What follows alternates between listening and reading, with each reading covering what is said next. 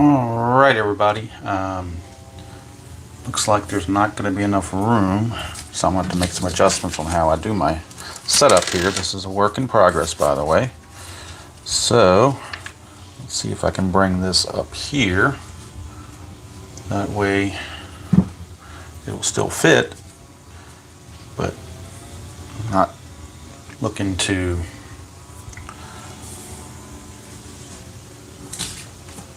have to fit everything on here the way I would normally like it. Let's see, this is going to have to come down here. There we go. Now the dice tray, again, this is a first time setup, so please bear with me. Make sure, hey Brian, how you doing? So make sure the, okay, hopefully that adjusted the, what do you call it, the thingy. And Robert, I tried to do the best I could following your example of how to set this thing up. A little smeary there with my dry erase marker, but I've got this off to the side now so I don't have to do calculations as the game goes along. I tried to follow as best I could with what you had. I also had this thing down here that I tried to do kind of similar to what you were doing. But I just ran out of room in all my space, so I'm going to cover up where the infield is. I'll just have to say that, but at least I can put the number of outs there, and the line score is here. So can't get it perfect, but you know, it's a work in progress, as they say. First time setup, so hopefully by next week, maybe I'll find out what works and what doesn't, and then we'll go with that. I think let me see if I can get this thing to focus right here. I think I hit something and cause it to be out of focus, and now I don't know why it won't focus. See if I can get it to focus somehow better. Let me look in the computer and see how it does. But to get you in the mood, while I set everything up,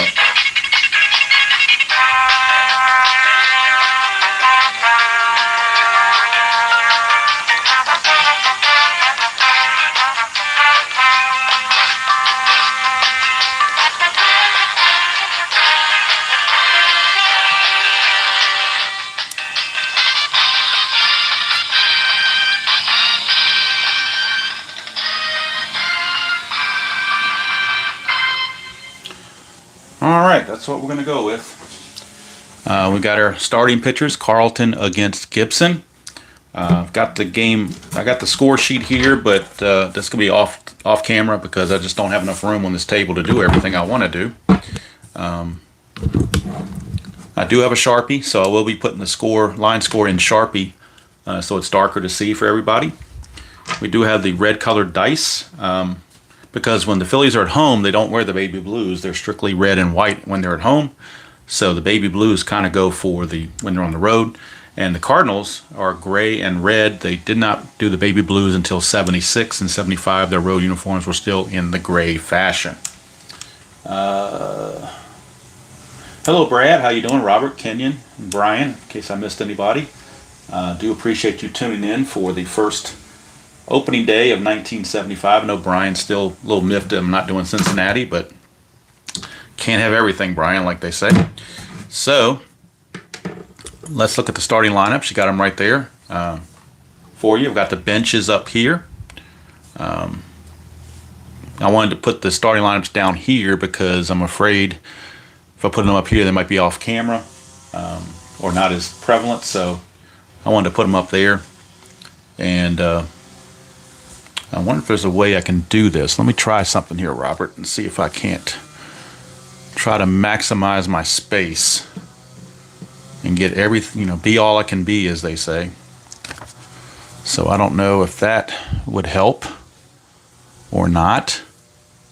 It possibly could. Let me see how it looks on the video now once I set everything up. Well, I'm losing my bench guys here, aren't I? Okay.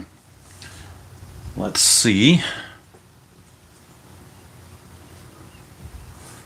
Let's see how that does. I think that does halfway decent. We'll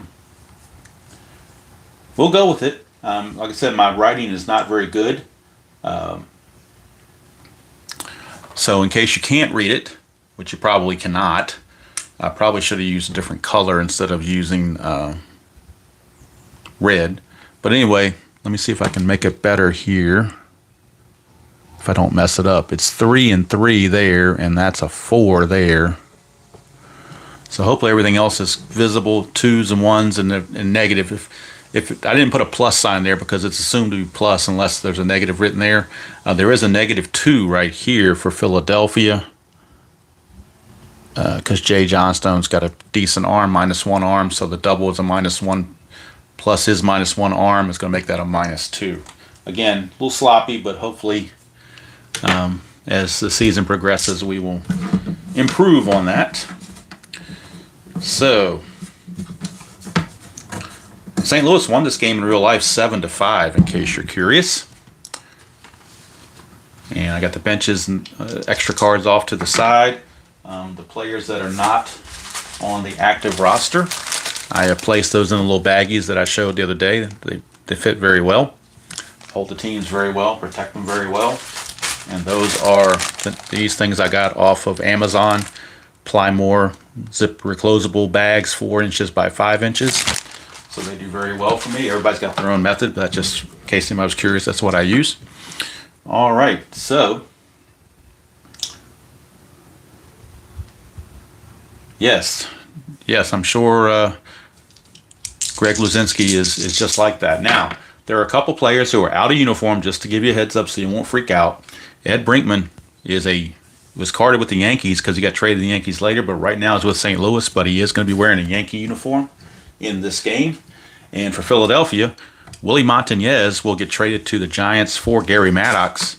So right now, he is using a Giant uniform. My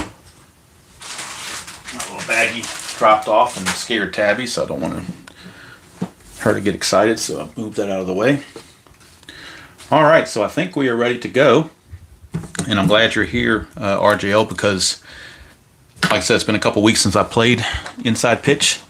So I don't want to make any mistakes, obviously. We'll put the stadium card, I guess we can put the stadium card there. That should still fit, right? Let me see. Stadium card, I think, will be all right there.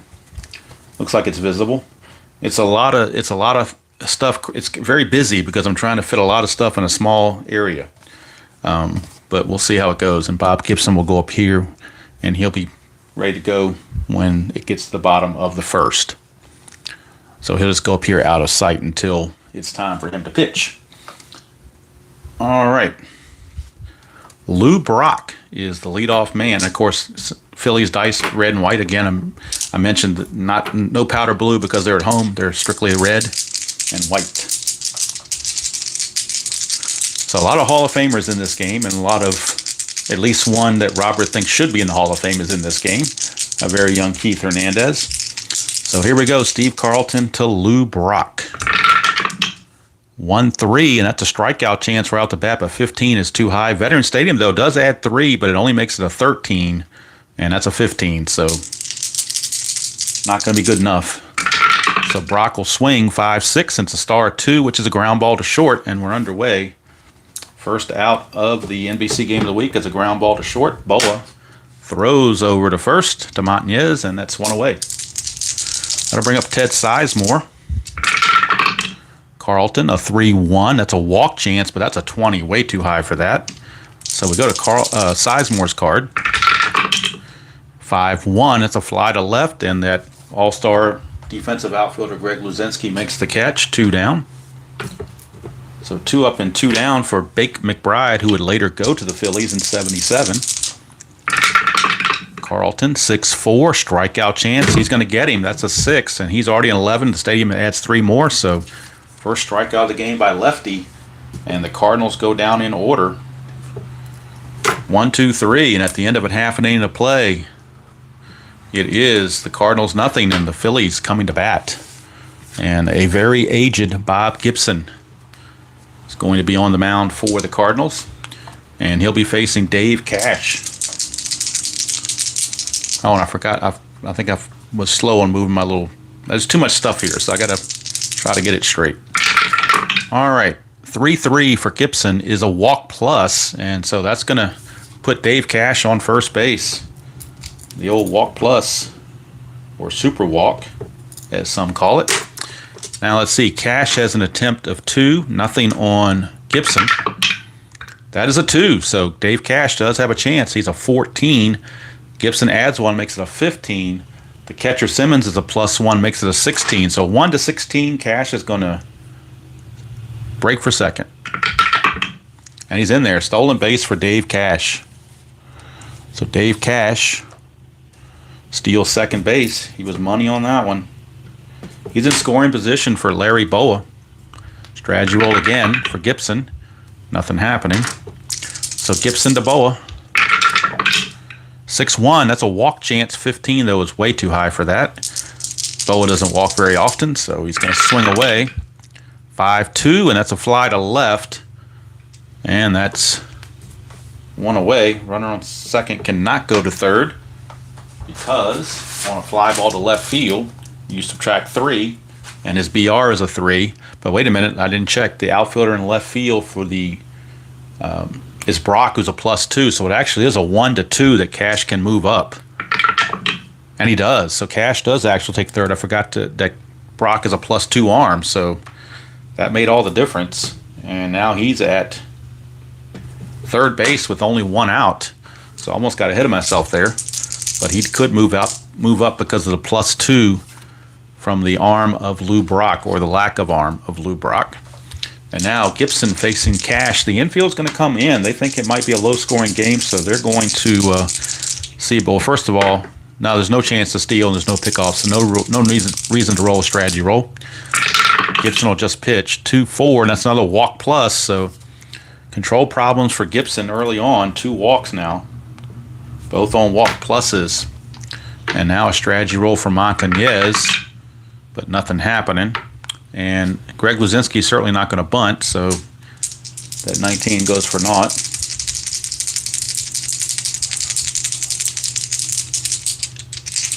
So here we go. Hello, Dwayne. How are you doing? 4-4, and that's a question mark. That's called a pitcher result. It's a 13 against Luzinski, the right-hander. It needs a 1, so that's a blank. Infield is at double play depth. They're trying to turn 2 and get out of the inning. Luzinski 4-1. He's going to single past second base, so that put an end to that right away. Coming in to score is Cash. And let's see, on an S4, to get from first to third, you need a base running rating of 3 to 6. Montañez is only a 2, so he's got to stop at second base. So runners are at first and second with only 1 out and 1 in. And that's going to bring up Jay Johnstone. Another one of those guys who had 350 at-bats but is not carded for splits because he didn't face enough lefties. Strategy roll for... actually, Montañez can't go anywhere, so no strategy roll. Gibson, 3-1. Strikeout chance 14 is too high. Go to Johnstone. 3-5, and that is a single to center field for Johnstone. And a single to center is a +3. So Montañez would need a 1 to 5, anything other than a 6, and he'll make it. And he does. And since it's a 1, Luzinski has a chance to move up, but he cannot. So Luzinski will stop there, but Montañez will score on the RBI single by Johnstone, and it's 2-0 Phillies here in the bottom of the first. And Gibson is in trouble. So Gibby running into some issues, and it's not going to get any easier. He's got Mike Schmidt coming up to the plate. And let's see, Luzinski can't go anywhere. It's no strategy roll. Gibson 3-3, and it's another walk plus. He's getting killed with these walk pluses. That's the 3rd walk of the inning. It's going to load the bases, and the Cardinal bullpen is already starting to move around, as they can't let this one get away from them. Down the Cardinal bullpen looks like it's going to be a left-hander, John Curtis, in the bullpen. Right now, Gibson trying to do something to... Let's see, Boone's a good double play candidate. They're going to play back for the double play. Gibson 3-1, strikeout chance. He's a 2. The +3 is only a 5. That's a 7. No strikeout. So Boone will swing. 3-1. It's a fly to center. Could be a sacrifice fly. That is out number 2. But is it a sacrifice fly? Luzinski, well, his rating is a 1. So let's see what he can do with that. Nope, no, that's not going to work. Luzinski's a 2. Center fielder arm is Bake McBride is a +1. So a 1-3. Luzinski will make it. And he does. So Luzinski comes in on the sacrifice fly. Put on another run for the Cardinals. They now lead it 3-0 on the sacrifice fly by Bob Boone. So Booney comes through with the sacrifice fly. And that'll take us to the number 8 hitter, Alan Bannister, with 2 outs. John Curtis is warming, yes. John Stone can't steal, so we're going to move on from that. 4-1. It's a range play at the ballpark, so we're going to bring Veterans Stadium. We're bringing it over here so you can see it better, hopefully. Well, I guess you can see it down here just as well. Range play at Veterans Stadium. 3-6. That's a single plus to right field, so it'd be a guaranteed RBI single, but the right fielder, Reggie Smith, has a say. His range is a 3, so he needs to make this catch in the worst way to take this hit. And he does not, so it's going to be a single. John Stone will score. Schmidt will take third automatically. Bannister is going to go to second on the chance. He runs at a 4. Smith's arm is a 0. 1-4, he will make it. He does not. He has to hold, so he will stay there. But an RBI single off the bat of Alan Bannister, and it is now 4-0 Philadelphia here in the bottom of the first.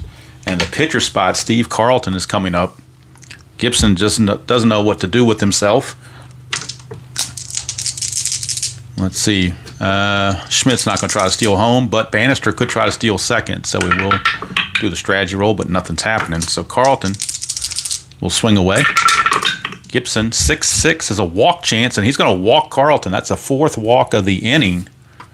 How do you like that? The 4th walk of the inning, and the Phillies are going to bat around. And the bases are now loaded. And Dave Cash is going to, who led off the inning with a walk and a run scored, is going to stand up there again. Curtis is ready, and he would come in to face Boa if they don't get Cash. They're going to give Gibson one more chance to get Cash and get out of the inning.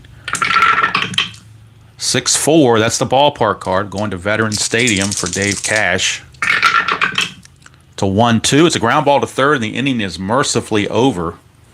But 4 runs for Philadelphia, and they lead it 4-0, despite leaving the bases loaded.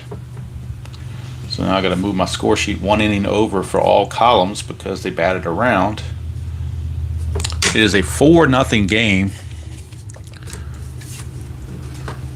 Not exactly the start I was hoping for a game of the week, but there's still 8 innings to go, and this is inside pitch, so anything can happen. It's not like Carlton's a Cy Young winner in 75, so Cardinals certainly are capable of doing some damage. And that might be the last of Gibson that we see. He just didn't have it. So Carlton will be in to face the middle of the order. Reggie Smith, switch hitter, will bat right-handed against Carlton, but they're down 4-0. 6-6, that's a strikeout plus to a lefty, but he's a righty batting, switch hitter batting right, so it's a blank. So we go to Reggie Smith. That's a 2-5, and it's a fly to right, 1 down. So Smith is retired, and here comes Hall of Famer Ted Simmons. Again, batting from the right side.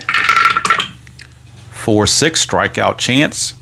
He's a 6 against lefties, but the stadium adds 3, makes it a 9. That is a 9. Simmons will go down on strikes. Thanks to Veterans Stadium. And here's a very young Keith Hernandez. He got in 64 games with 188 at-bats. Even if only 188 at-bats, he's still rated for splits, so he held his own against lefties for sure.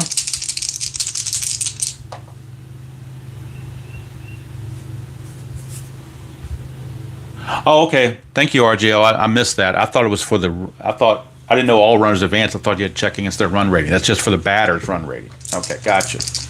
Not that, I don't think it really mattered in this inning, but it's good to know going forward.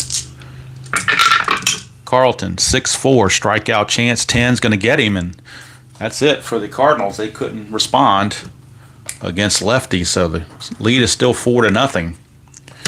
Now the question is, do you let Gibson pitch anymore, or do you go to John Curtis? It is going to be Boa and Montañez, a switch and a left.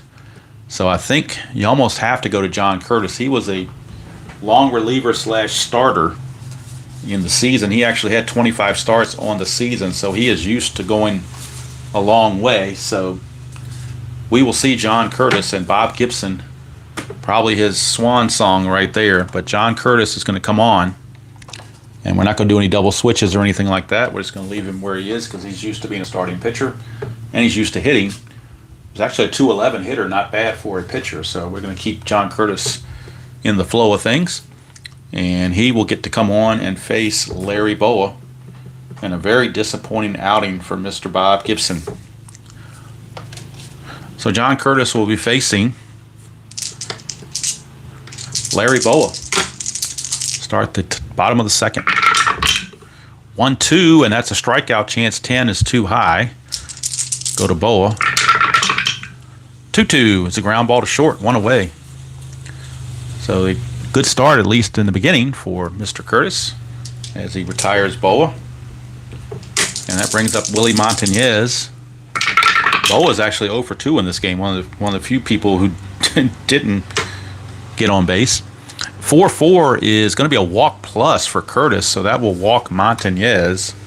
And of course, naturally, I'm playing when someone next door is mowing the lawn, so you're going to hear lawnmowers in the background. But that's the price you pay for playing on a Saturday, I guess, or Saturday afternoon, because that's prime grass cutting time. I did mine on Thursday, so I don't have to do it today. So let's see, Montañez not going to go anywhere.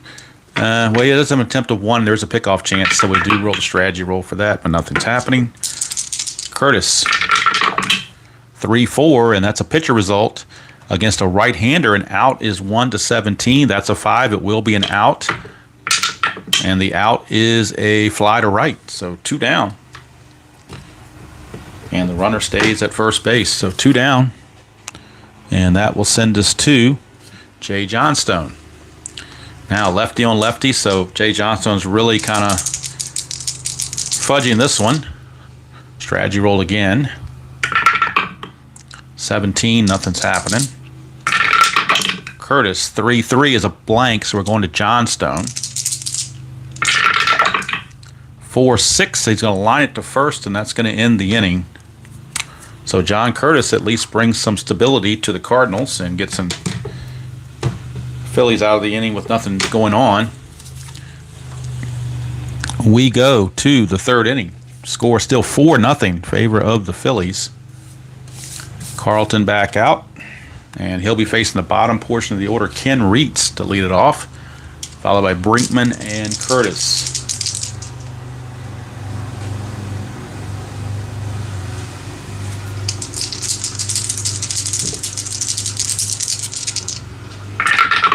Carlton, 2-4. That's a strikeout chance, and he got him. Reitz is out of there. So Reitz is gone.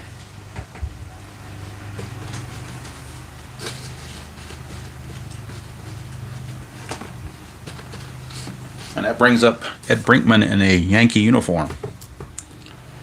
4 strikeouts now for Carlton in 7 batters. Carlton, 2-4. That's another strikeout chance and another strikeout. So his 5th strikeout. And that's going to send up John Curtis, the pitcher. Oops, hit the little board. Didn't mean to do that. So John Curtis, the pitcher, is up. And with 2 outs and the bases empty, might as well let him hit, right? He needs his pitching. Carlton, 3-4. That's a possible error on a throw. Curtis, 4-3. That's a star line 5, which is a fly to left, so no throw to worry about, and the inning is over. So Carlton, 9 up and 9 down here in the first 3 innings, and Phillies seemingly comfortably in front, 4-0. Although Curtis is holding his own so far. And he's going to be facing Michael Jack Schmidt. So Mike Schmidt is up.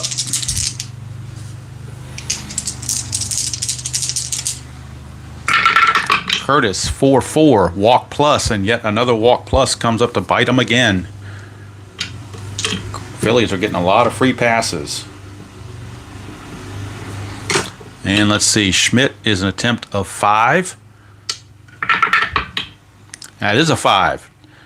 We're still doing steals because it's only 4-0. So 14 plus 1 is a 15 plus 1 from Simmons is a 16. 1 to 16, Schmidt will go. He had 29 steals in 1975. That's a 14, so he will make it. So stolen base for Mike Schmidt. And maybe the Cardinals might be looking at that as rubbing it in, but it's still relatively early, just the 3rd inning, so can't take anything for granted. Strategy roll for Curtis. No pickoff chance. Curtis to Boone, 3-5, and yet another walk plus. He's a 9. Stadium has 3, makes him a 12. The walk plus is a 22, so even though it's a 19, Booney's going to walk. And it's just going from bad to worse for the Cardinals. They can't find anybody that throws strikes. Here's Alan Bannister. Strategy roll, nothing happening.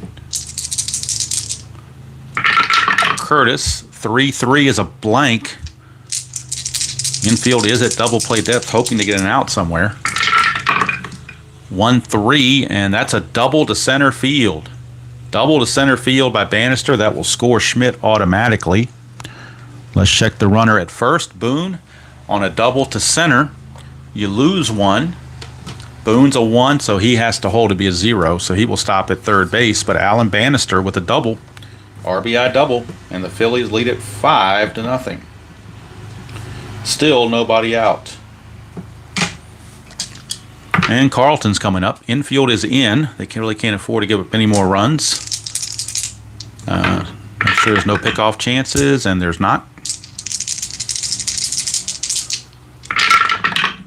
4-2, and that is a blank. So we go to Carlton's card.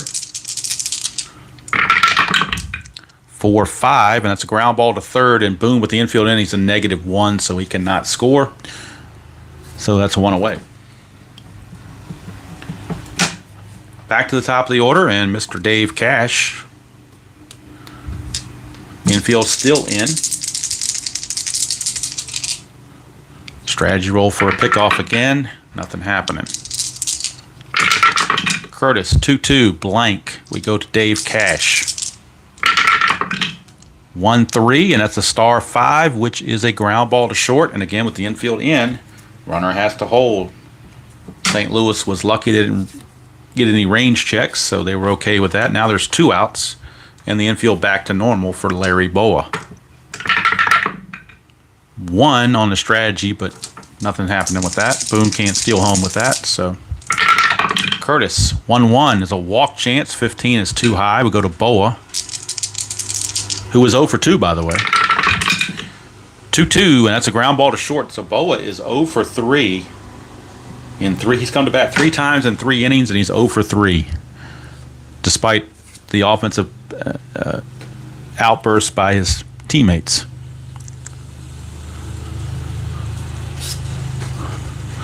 So the Phillies get 1, but Curtis is able to keep him from getting any more than that, making it extra worse. So at the end of 3, it's 5-0 Phillies. Carlton now will face the top of the order, Lou Brock, as the Cardinals try to get something going here. Hate to see a blowout on the first game of the week, but it can happen. Brock, 4-5, and that is a pitcher result, but for against a lefty, it's a blank, so nothing going on there. Brock swings, 1-4. It's a single to right field. We finally got a first base hit by the Cardinals, and it's leadoff man Lou Brock. Now he's down 5-0, but let's see if he can get a jump. Try to make something happen. 15 is not going to happen. So that brings up Sizemore. and we're not bunting or hitting and running down 4-0, 5-0. So 6-4 is a strikeout chance. 18 is too high. We go to Sizemore. 5-4, and 5-4 is against a lefty, is a ground ball to third, possible double play. He's a 2. He's a 1. I'm sorry, he's a 0. Keeps it a 2. Halfway makes it a 3. The pivot at second base is Cash. He's a 0. So a 1 to 3, it's a double play. It's a 4, so not going to be a double play, but Lou Brock will be erased on the fielder's choice. 5 to 4, and there's one away. And that's going to bring up Bake McBride. Sizemore, no attempt to steal. There are pickoff chances for Carlton, but nothing's happening. Carlton, 5-2, range play. They are halfway in the infield, keep in mind. McBride, 1-2 is a fly to right, so the right fielder range of Jay Johnstone, he's only a 2. He is only a 2. But he makes the catch. It's been that kind of day for the Cardinals. Jay Johnstone, with his limited range, was still able to get to it. And that is out number 2. And it's going to send up Reggie Smith. Nothing on there. We're not doing anything with 2 outs. So Carlton, 5-1. Hit by pitch. He's a -6, so that takes that away. And now Reggie. 5-2. That's a single to right field for Reggie Smith. Now with 2 outs, Sizemore becomes a 4. Single to right for the Phillies is a -2 though, because Johnstone has a good arm. So that would be a 1 to 2 for him to make it to third base. It's a 4. He's got to hold, so he holds at second base. I'm sorry, I looked at the wrong one. That should have been a +1. So he did make it. My bad. I was looking at the double to right, not the single to right. So he did make it because it was a +1. Because you get +2 going from right field, first base to third base on a single to right, and the -1 arm of Johnstone makes it a +1. Sizemore was a 3, and with 2 outs it becomes a 4, and then the +1 makes him a 5. So he did in fact make it. So Reggie Smith singles to put runners on the corners with 2 outs, and now Ted Simmons and the Cardinals have a chance to break through on the scoreboard. Carlton to Simmons, 3-1's a walk chance. That's a 17, too high. So Simmons will swing. 2-1 is a single to right field, and that will score Sizemore. Cardinals are on the board. And a single to right, Reggie Smith is a 2. There's a +1 factor for the outfield arm, and where the ball was hit makes it a 3. And then there's 2 outs, makes it a 4. So 1 to 4, he takes third base. And he does. So Reggie Smith, runners on the corners again. RBI single for Simmons, and now some guy named Keith Hernandez has a chance to help the Cardinals' cause. Strategy roll from Carlton. Nothing happening. And here's Keith Hernandez. All this with 2 outs, by the way. 2-3, and that is a range play at the ballpark. Veteran Stadium, range play, Veteran Stadium. 5-2 is a single to center field, but it is a range play. And we're checking the range of the center fielder Bannister, who happens to be a 5. And he makes the catch. So hard to believe it, but Alan Bannister is a 5 in center field. So I know he was not a very good field with the White Sox in 77, but in 75, they're saying he had good range. So he steals a hit away from Keith Hernandez and holds the Cardinals to 1 run. So we go to the bottom of the 4th. It is 4-1 in favor of the Phillies. And John Curtis back out. He can face 10 batters in relief. So let's see what he does for relief. He has faced... Is he tired? 4, 8, 10. He's faced 10 batters. So he is actually tired right now. Curtis is tired, but he is set to bat third next inning. So they're going to try to get him through the inning with him being fatigued. But the bullpen is loosening. Mike Garman is loosening in the pen. But they're going to try to get Curtis through this if possible.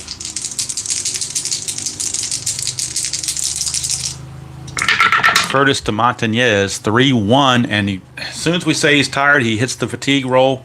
He's got to come out of the game, and we do the at-bat. It's a 9. It's a walk chance, and he walks at an 8. Plus 1 from the stadium makes it a 9. That is a 9, so Montañez will walk, and Curtis will have to leave. So as soon as I bring up the fatigue factor, we hit it, and that's going to be all for Mr. Curtis. He's going to go 2+ innings. He faced 11 batters, but he hit the fatigue roll, and that was all there was to it. So let's see, do they go with Garmin or do they go to somebody else? Let's take a look here. Who's coming up for the Phillies? It is Luzinski. So we got right, left, right coming up. So I doubt it really matters one way or the other. I guess they'll go to a right-hander. Let's see, do they go? This is tough because I don't want to, well, Garmin's kind of a one-inning guy anyway, so we're just going to let him in there to try to hold the fort and not let it get any worse and not let this game get away from him. Because if the Phillies score a couple runs, it won't matter about who's in the bullpen later. You really have to get your stops right now. So Montañez is on first after the walk. Luzinski. Take out Hernandez. Double switch, take out Hernandez. I think RJL would pitch a fit if I took out Keith Hernandez. So we won't do that. But Garmin can only face 5 batters. So if I get him through this inning and he gets the 3 outs, I'll be happy with that. Strategy roll, nothing happening there. Garmin to Luzinski. 6-6 is a range play. Now they are halfway, so the infield's going to lose 1 on their range. 6-1 is a question mark 7. That's a 20. So against a right-hander, he needed a 14 or less. That's going to be a fly out to left, but it is a range play. So we're looking at the Cardinal left fielder, Lou Brock. His range is a 4. Mandatory he makes this catch. And he does. So Lou Brock barely gets it, but he tracked it down, and that certainly kept extra bases from Mr. Luzinski. So now here's Jay Johnstone with 1 out. 2, but nothing's happening there. Could hit and run, but we're not going to hit and run with Johnstone. We're going to let him swing away. Garmin, 1-4. That's the automatic out. It's a star line. Let's see what kind of out it is. It is a 3, which is a ground ball to second. Possible double play. He's a 2. Infield halfway is a 3. The pivot at short is Brinkman, and he is a 0. So it's a 1-3 for a double play. And they turn it. 4-6-3 double play ends the inning. And so Mike Garmin does his job.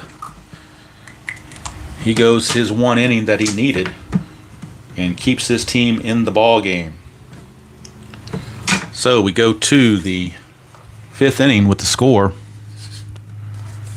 Still 4-1, so it's still 5-1, so it's still within realms of the Cardinals to come back. They're not out of it by any means. You saw what they did last inning. They could put some hits together, and you put a few hits together, anything is liable to happen. All right, due up for the Cardinals, it'll be Ken Reitz, Ed Brinkman, and the pitcher spot, and we'll need a pinch hitter for the Cardinals.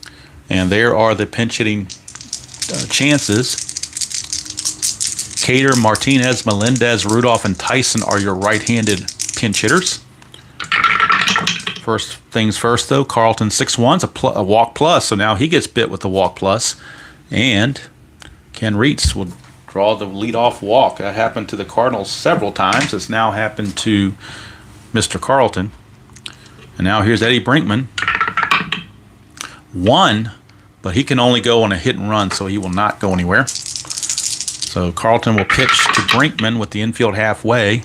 4-4 is a wild pitch chance. That's a 2, so that's a wild pitch. Carlton uncorks 1. That takes the double play out of the equation on the wild pitch. So strategy roll now for a pickoff, but nothing's happening. Carlton to Brinkman. 5-6. That is a home run chance straight up against a right-hander. Brinkman, though, against lefties is a 0. He had 7 against righties. So unfortunately for the Cardinals, he's rated for splits. If he had not been rated for splits, he would have probably had a 7 for both of these and hit the home run. But he is rated for splits. So he fails on the home run, but he will get to swing. 1-6, and he flies to center field for out number 1. So Brinkman is out of there. And now we go to the bench for a pinch hitter. And if anybody's got any favorites out of this pinch hitting crew here, you've got Danny Cater, who's a 229 hitter. You got Ted Martinez, who later went to Oakland. He hit 176. Luis Melendez is a 265 hitter. Ken Rudolph is your backup catcher. You're probably not going to use him.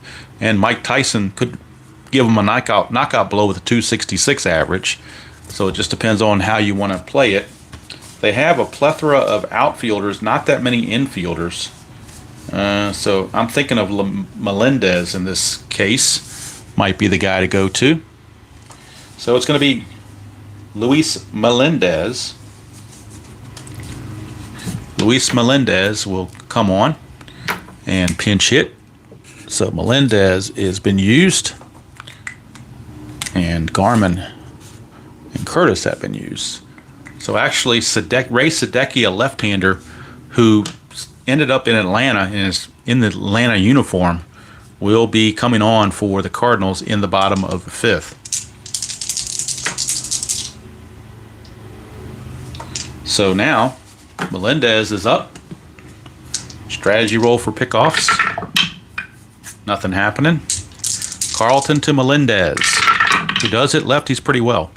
5-2 is a range play. Infield is normal, so they won't have to worry about that part of it. But see what Melendez does. 6-3 is a single pass short. It didn't matter. Single pass short. Reitz runs only as a 1, though, so he has no chance of scoring. He has to stop at third. But the Cardinals have a rally, 1st and 3rd, with only 1 out. And we're back to the top of the order in Lou Brock. So Carlton in a little bit of trouble.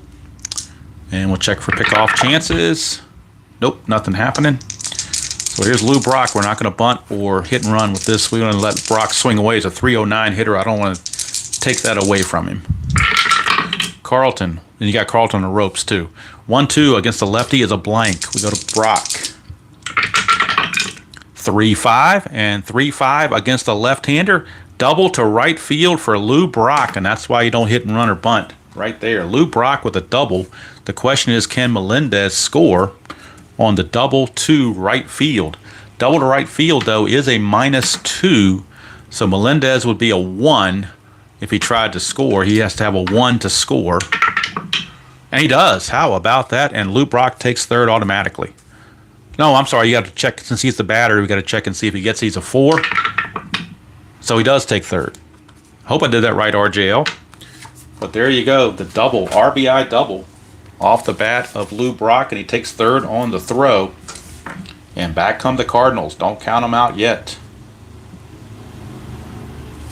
RBI 2-run double off the bat of Lou Brock, and it cuts the lead to 5-3.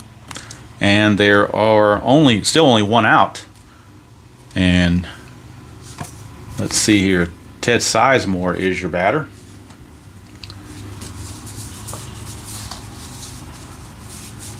So Ted Sizemore is the batter. Jake McBride is on deck.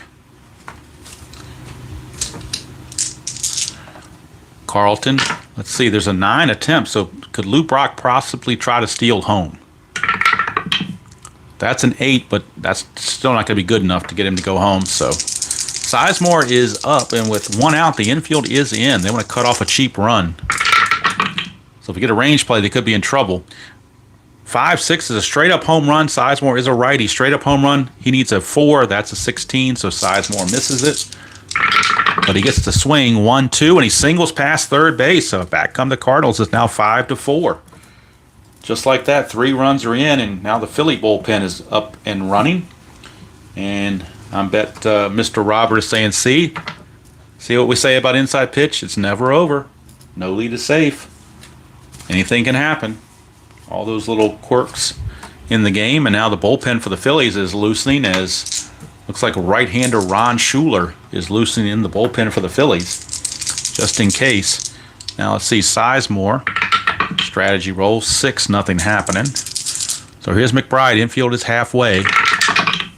4-2 from Carlton is a blank to a lefty. McBride will get to swing. 2-2, and he's going to fly to center. That's out number 2. 2 down. And it's going to turn it over to the cleanup hitter, Reggie Smith. And 1 swing of the bat, and he could give the Cardinals actually the lead. Carlton 1. So, but he has no attempt because of the -1 there, so Sizemore cannot steal on Carlton. Carlton with the pitch, 3-4, possible error on the throw. Smith, 5-5, has a liner to short, so there's no error on the throw there, just a liner to short because that's the 3rd out. He's not making a throw to pick anybody off. But the Cardinals put up 3 runs here in the top of the 5th, cuts the lead to 5-4 as we go to the bottom of the 5th, and the Cardinals will need a new pitcher since they pinch hit for Garman, and they will go to Ray Sadecki. He's got some long relief rating. He can face, and it's interesting, as a starter, he can face 33 batters, but in relief, he can only face 5. That makes almost no sense. So you wonder, maybe they won't go with him. Maybe they'll go with somebody else. Who's coming up for the Phillies? Actually, they're going to go to Elias Sosa because he can face 11 batters in relief. So they're actually going to go with Sosa. He's going to be the 4th pitcher used by the Cardinals. And the first man up he's going to face is Michael Jack Schmidt. What a way to come into a game to face Michael Jack Schmidt.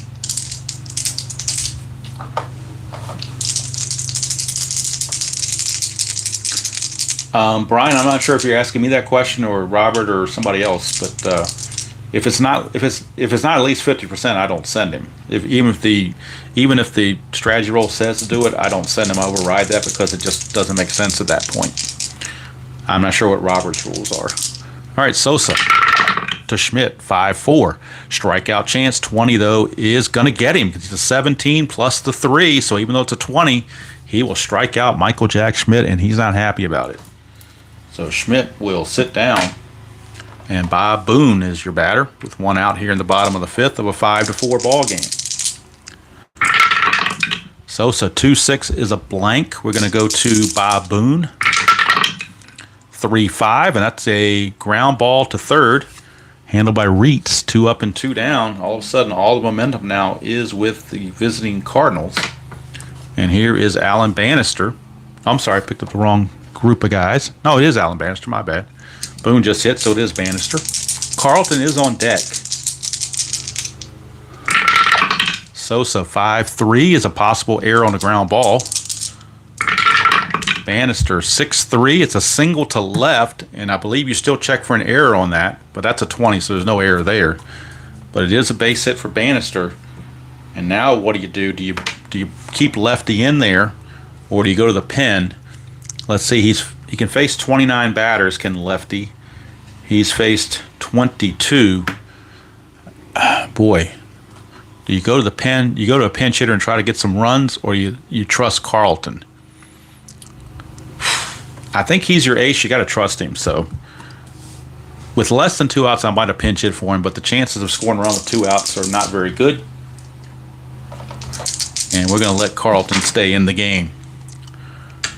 Strategy roll for Bannister, nothing happening. Sosa to Carlton, 3-3, strikeout chance, and he got him. So might very well have struck out a pinch hitter anyway, the way that turned out. So Phillies, I think, are still glad to have Carlton in the ball game pitching for him.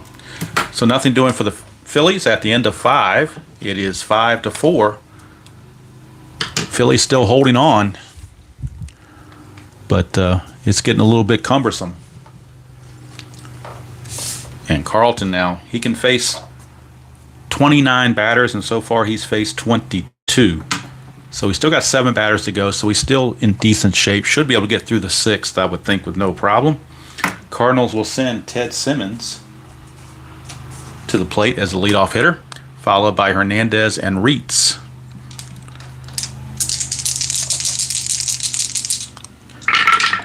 Carlton, 4-1 is a strikeout chance. 12 is too high. We go to Simmons. 4-1, single to left, so Cardinals are still at it. Base hit for Simmons. He's now 2 for 3. Not much of a threat to run, but he's on base, and that's what matters. And Keith Hernandez is your batter. Simmons, no threat to run, but we'll roll for pickoff chances. And there is no pickoff. So infield halfway. Carlton 3-6. That's the ballpark card going to Veterans Stadium. 4-4 at Veterans Stadium is a star 5, which is a fly to left. So Keith Hernandez will fly out to left field. That's one away. And that will send up Ken Reitz. So Reitz is up with 1 out and 1 on. Strategy roll again for a pickoff. Nothing happening. Carlton to Reitz. You could, if you do it backwards, it could. Hey, how about this one, RJL? You could have the Reitz Carlton. Would that be a good place to stay or what? 5-1 is a hit by pitch. You can give the block dragon if you want. Hit by pitch, and that's not going to happen. So we go to Ken Reitz. 3-3 is a star 2. That's a ground ball to short, possible double play. 3-0, halfway's 4.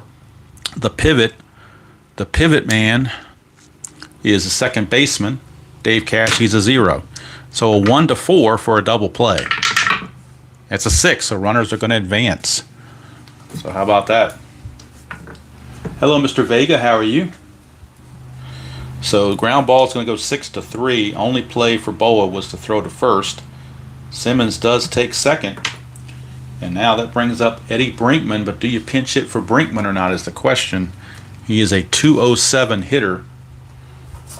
And who do you have on the bench? Who can you have to play shortstop? That's the other part. So Brinkman. Tyson can play short, not as well, but he can play it, and he can hit a whole lot better too.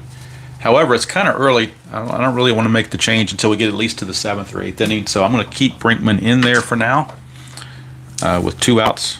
If you bring in a good pinch hitter, they can just walk him and force your hand with the Elias Sosa. So they're going to go ahead and pitch to Brinkman, but you're not going to intentionally walk Ed Brinkman, that's for sure. Carlton 3-5. We may walk him unintentionally, and he did. So Brinkman walks, and now you're in a quandary if you're the Cardinals, and this is where the non-DH games get more interesting, because now in DH game you wouldn't even think about taking Sosa out of the game, but you need a hit to try to tie the score, so you may be forced to take Sosa out of the game, but you're going to run out of pitchers if you keep going for so long because they've had to get to their bullpen early. They've got Sadecki, Moore, and Raboski left to cover at least 3 innings, maybe 4. But I think you have to take him out and try to get that run across. I just don't think there's much choice in that. So they're going to go for the knockout blow with Mike Tyson and see if he can't tie the game for the Cardinals against lefty. Now, Schuler's still in there warming up for the Phillies, so he's ready to go at a moment's notice. But right now, if they're going to trust Carlton, their ace, nothing happening on the strategy roll. Carlton 3-6 ballpark card. We're going to Veterans Stadium. 3-5, and we get a star 4, and that's going to be a ground ball to second to end the inning. So unfortunately, the pinch hitter did not pan out. Went to the ballpark card, which could have been good, but didn't happen to be good that time. So they come away empty-handed, do the Cardinals. And now they got to go to their bullpen. That might be all for Carlton. I think it probably is. He's going to go 6 innings, give up 4 runs. And let's see, he's faced 27 batters. He can face 29. So he may or may not come back. We'll have to wait and see. Cardinals, though, will go with Ray Sadecki, I believe. Or do they go with Moore, right-hander? Let's see. They got 1 righty left in the pen and 2 lefties. Phillies will go to the top of the order. It'll be Cash, a righty. Boa, a switch. Montañez, a lefty. So I think they're going to go to the left-hander Ray Sadecki. He is in an Atlanta uniform, as he's later traded to Atlanta. So that's who they will go with. And that leaves Moore and Raboski left in the Cardinal bullpen. So Dave Cash will be coming on to face Sadecki. And he is the 5th pitcher used by the Cardinals. But it's got them, you know, they're 5-4, so they're back in the game trying to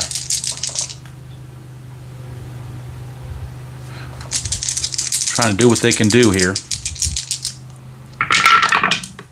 6-6, and that's a blank to a right-hander, so we go to Cash.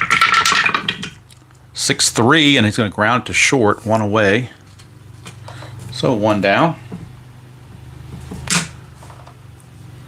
Larry Boa, the batter.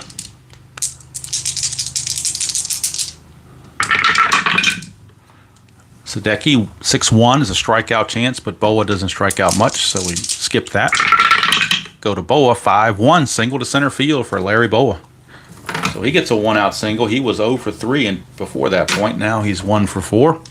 Strategy roll, he can get a 2 or better, or 1 or 2 to steal.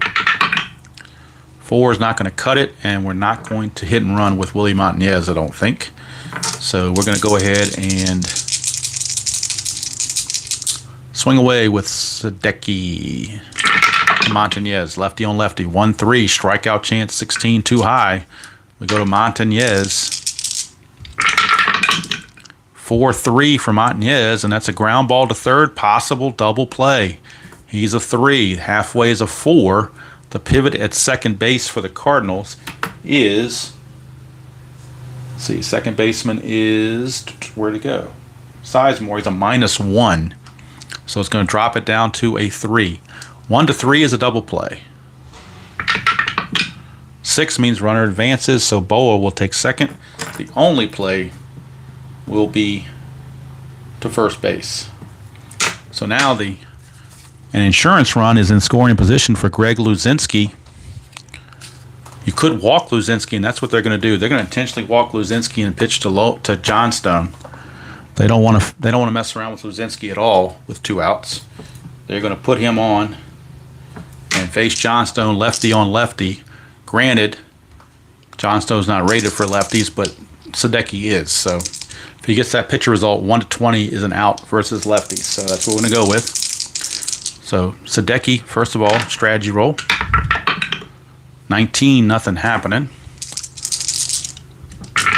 Sadecki to Johnstone, 3-5, and that is the pitcher result. Right on cue, the 3-5 is the pitcher result. A 1-20 is it's an automatic out, so it doesn't matter. He's out. And it's going to be a ground ball to short to end the inning. So the strategy to intentionally walk Luzinski pays off, and they get out of the inning. So Sadecki does his job, gets them out of the inning. And now we go to the top of the 7th. And we'll see how long Carlton will stay on, if at all. Schuler is ready, and actually Garber is getting close to being ready. He's their closer. They do have 2 lefties, Joe Horner and Hingeldorf, if they want lefties. But let's see who the Phillies or the Cardinals are going to send up. They're at the top of the order, Lou Brock. So we got Brock, Sizemore, and McBride, 2 lefties out of the 3. So they're going to let Carlton, let's see.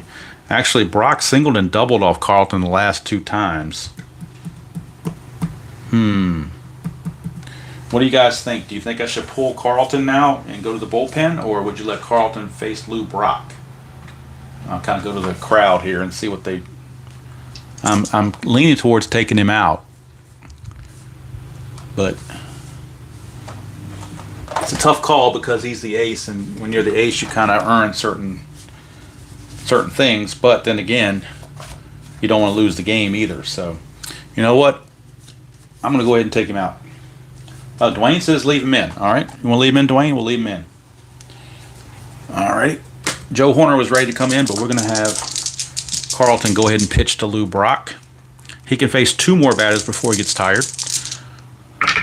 Carlton to Brock, 4-2, and that's a blank to a lefty.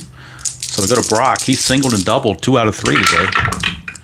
2-5, he's going to fly to left. That's out number 1. So at least that one worked initially. Fly to left. And that will send up Ted Sizemore.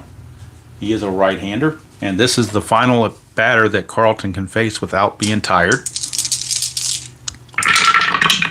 36 is the ballpark card going to Veterans Stadium. So bring that Veterans Stadium up a little closer. And we get a 4-1, which is a fly to left. So that's 2 outs in a row, 2 flyouts to left in a row.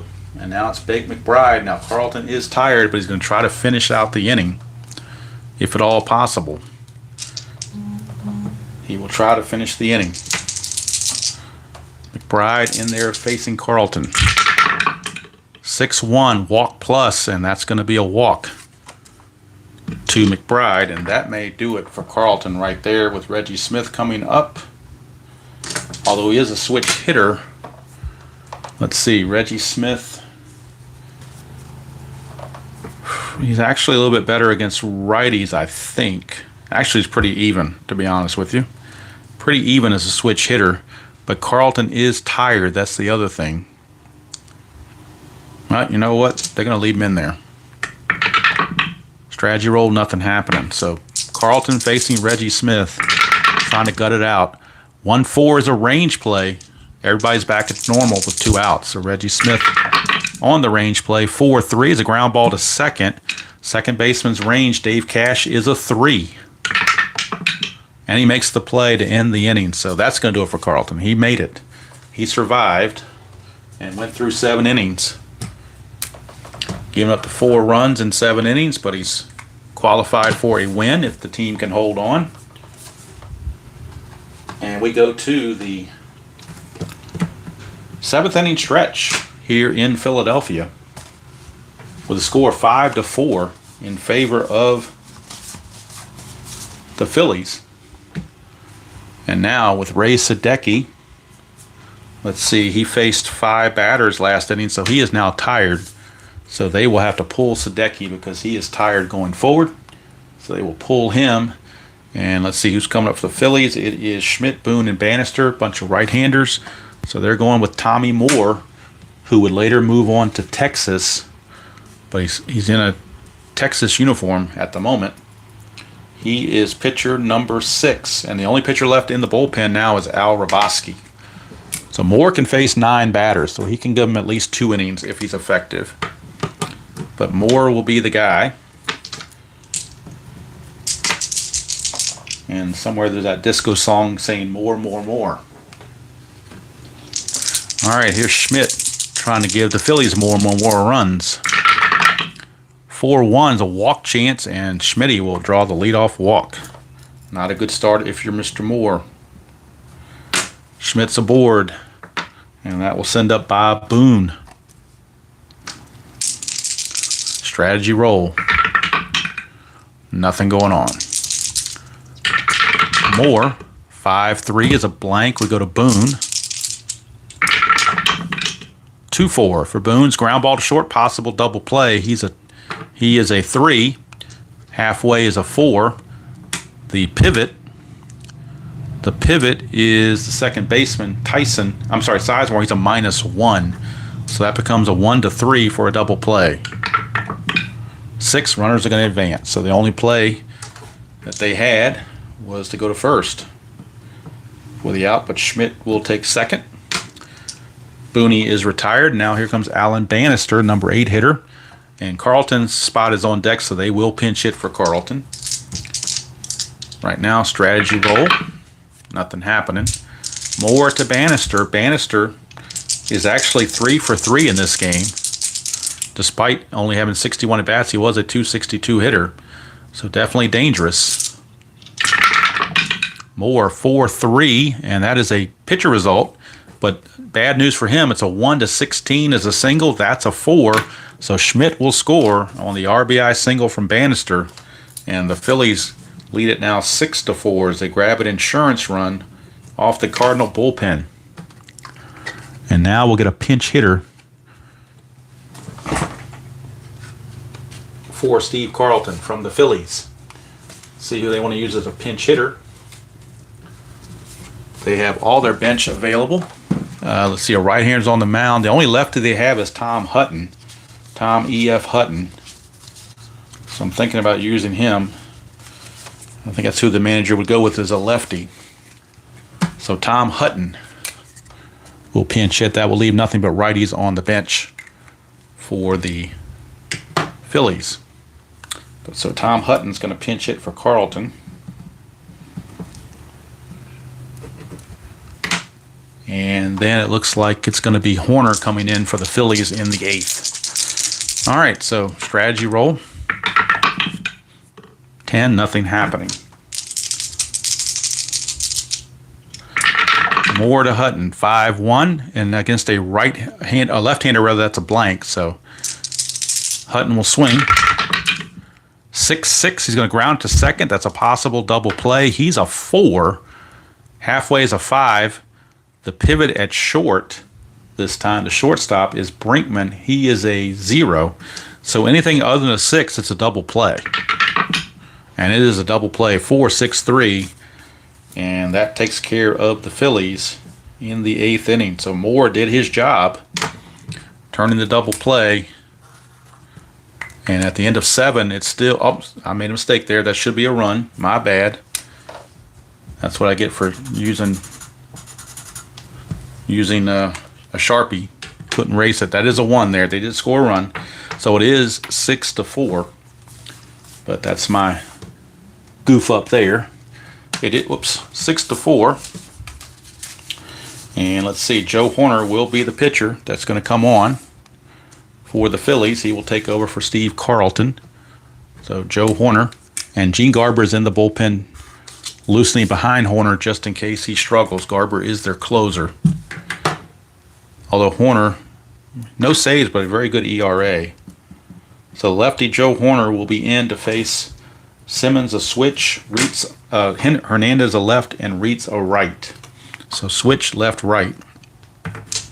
And Ted Simmons will be up to face Mr. Horner. Simmons is 2 for 3, 2 singles in the game. Horner 1-1, and against a switch hitter batting right-handed, that's a blank. Simmons 2-4 for Simmons. Is going to fly to left, 1 away. So Simmons is retired on the fly to left, 1 away. And here's Keith Hernandez. 1-6 is a error on a grounder, possibly. 5-2 is a question mark. 8 against a lefty goes to 16. That's an 18. It's going to be an out. There is no grounder because it's a fly out. So fly out to center field. And that's going to be out number 2. So Hernandez gave it a ride, but not good enough. And that brings up Ken Reitz. Reitz is on. 4-3, and that is a strikeout chance. 17 too much. Go to Reitz. 2-4 for Reitz. That's a question mark. 8 against the lefty goes to 15. That's a 4. That'll be a single for Ken Reitz. So Reitz will single, and now they will pinch hit for Eddie Brinkman, assuming they have somebody left that can play the infield. I think Ted Martinez can play the infield, so let's double check that. Yep, Ted Martinez will be the new shortstop, but they will need a pinch hitter. So let's see. Martinez is going to be the new shortstop. The pinch hitter, their better pinch hitters are left-handed, though. Boy. Maybe you let Martinez. No, he's a terrible pinch hitter too. Danny Cater's 229. Brinkman is 207. Just not much there. Almost have to let him hit, I think. Although Martinez is a little bit better shortstop. So we're going to pinch hit with Danny Cater. He's only a 229 hitter, but they're hoping he can come through. Brinkman was 0 for 2 with a walk and a strikeout. So Danny Cater will pinch hit right here with 2 outs and a runner at first base. Strategy roll. Actually, didn't need a strategy roll. So here is Horner to Cater. 4-3, and that is a strikeout chance. 17 is too high. We go to Cater. 4-4 for Cater, and it's the star 6, which is a fly to right. That's going to end the inning. And now Ted Martinez will take over at short for the Cardinals. And coming back out to pitch is Tommy Moore. That's going to be it for Joe Horner. He's going to give way to Gene Garber for the 9th. Moore is still in there for the bottom of the 8th. He can face 9 batters. He's faced 4 so far. And he's got the top of the order, Dave Cash, to deal with. Moore, 5-6, strikeout chance, 1. He got him. So Cash is out of there as Moore gets the strikeout to start the 8th. Going to bring up Larry Boa. And I'm hoping by the second game I'll get some of this stuff cleaned up and figure out a way to fit everything in there a little bit better, perhaps. Tommy Moore, 5-4, blank again. He's got a lot of blanks on this card. Here's Boa. 3-2 for Boa is a single pass short. So Larry Boa is 2 now. After going 0 for 3, he's now 2 for 5. His attempt is a 2. Nothing happening. So that's going to bring up Montañez. Moore to Montañez as yet another blank. So we go to Montañez. 2-6. It's a single pass third. So Boa will have to stop at second because on an S5, to get from first to third on an S5, you have to have a 6.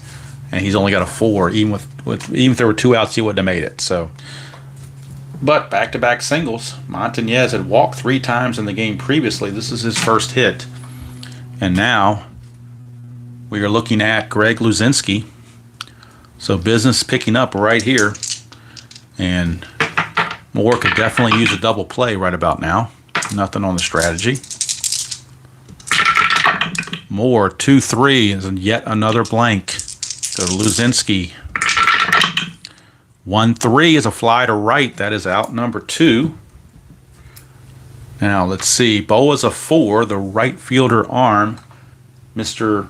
Reggie Smith, is a 0. To get from second to third on a fly to right, you lose 1. So that would make him a 3. So 1 to 3, he will try to go to third. And he's not going to make it. He's going to hold. He changed his mind at the last minute.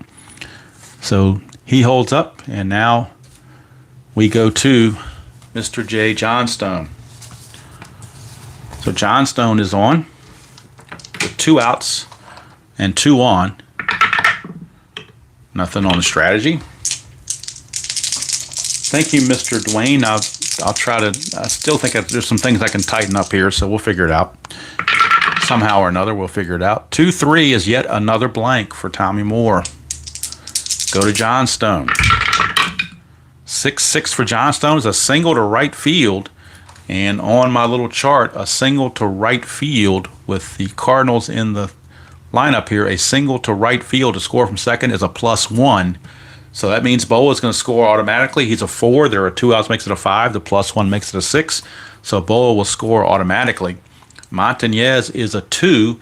There are 2 outs, makes him a 3. You get a +1 there for a 4. So a 1 to 4, and Montañez will take third. And he does. So big RBI single for Jay Johnstone.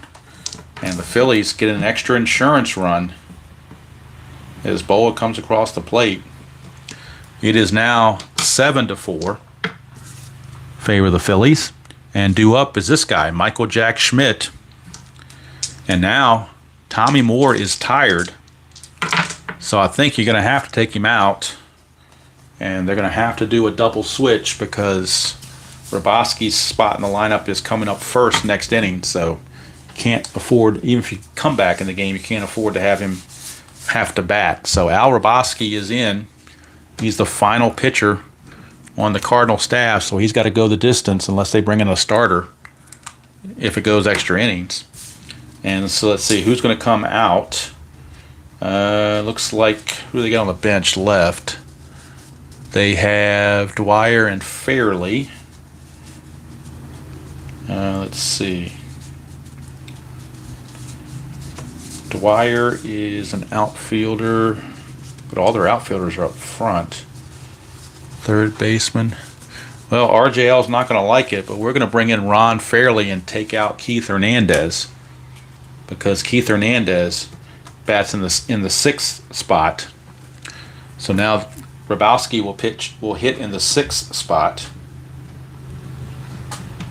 And the new first baseman, Ron Fairley, will bat ninth, which means he will lead off the inning in the top of the ninth. So Ron Fairley will be the leadoff hitter in the top of the ninth.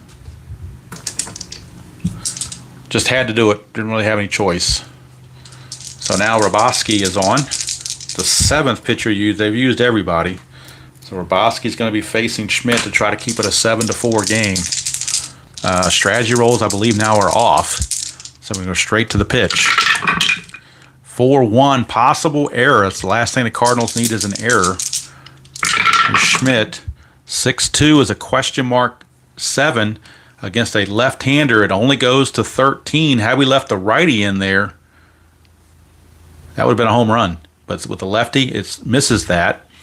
There is a possible error, so we got to roll for an error. We know it's a fly out if it's caught.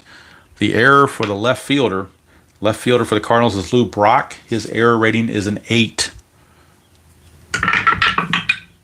That's 16, so Brock will make the catch, and at least things don't go from bad to worse for the Cardinals. Grabowski gets out of it, and that's going to cap the Phillies with 1 run. But it is now 7-4 as we go to the top of the ninth. And coming in for the Phillies to close it out will be Gene Garber, the sidewinding right-hander. Gene Garber. He did have 14 saves on the season, 10-12, 3.60 ERA. And Ron Fairley, who came in on the double switch, will be the first one to face him.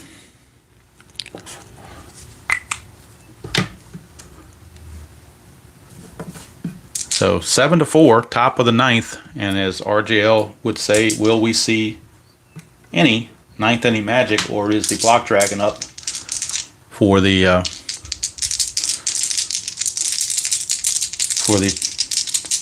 inning magic here?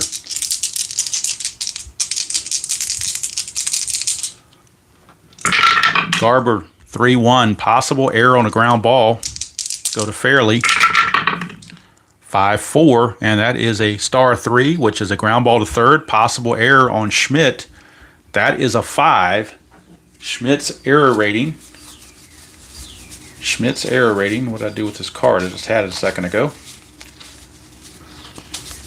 Oh, never mind. It's over here. My bad. Schmidt's error rating is an 8. So that will be an error on Mike Schmidt. E5. And you don't see that happen very often, but there it is, E5, as Mike Schmidt commits the error, and that's a good start for the Phillies. I'm sorry, for the Cardinals. So Fairley is on. He doesn't run well, but his run really doesn't matter anyway. So we're going to go to Lou Brock. Strategy rolls are still off. So Garber to Brock. 1-5 is a blank. The infield is halfway. Here's Brock. 1-4, it's a single to right field. And first to third, you add 1. So this will be a 1-2 for Fairley to make it. He does not. He's going to stay at second base. So first 2 are on with base hits. Oh, I'm sorry, error and a single, rather. And now you got Ted Sizemore coming up. But the Cardinals do have their bench. And they do have the aforementioned Jim Washer and Dwyer, and he will come on and hit for Sizemore. He will hit for Sizemore. I don't think anyone else play second base, but we'll try to finagle something. But Sizemore will be called back, and Dwyer is your batter. So Jim, Washer, and Dwyer is going to pinch hit because they need his bat to try to get back in the game. One swing of the bat could take care of it. Could tie the game. Let's see, Garber. 1-3 is a range play. The infield is halfway. Dwyer, 3-1. That's a star 5, which is a ground ball to first. So the range of the first baseman is Montañez. He's a 3. I'm wondering halfway, I guess makes him a 2.